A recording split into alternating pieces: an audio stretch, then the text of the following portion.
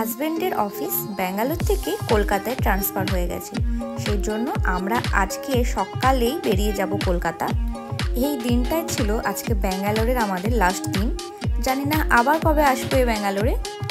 সকাল 8টায় যেহেতু আমাদের ফ্লাইট আছে আর ব্যাঙ্গালোরের জ্যাম যেহেতু খুব থাকে, সেই জন্য সকালেই আমরা পৌঁছে গিয়েছিলাম এয়ারপোর্টে।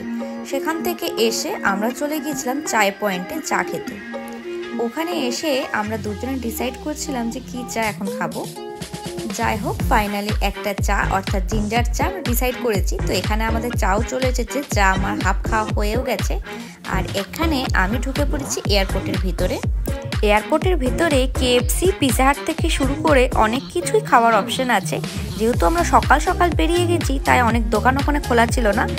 আর শুধু চার বিস্কুট খেয়ে কি পেট ভরে? তো হাজব্যান্ড চলে গিয়েছিল কেএফসিতে অর্ডার করতে, আর আমি এখানে ওর জন্য অপেক্ষা করছি। এখন আমরা এয়ারপোর্টের ভিতরে আমাদের বাসে চেপে গেছি, আর এটা করেই আমরা পৌঁছে যাব আমাদের ফ্লাইটে।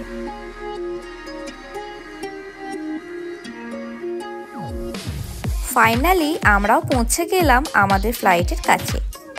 আমরা উঠে পড়লাম আমাদের ফ্লাইটে, আর এই ছিল আমাদের আজকের ফ্লাইট। আর আমাদের সিটটা পড়েছিল একদম পিছন দিকে।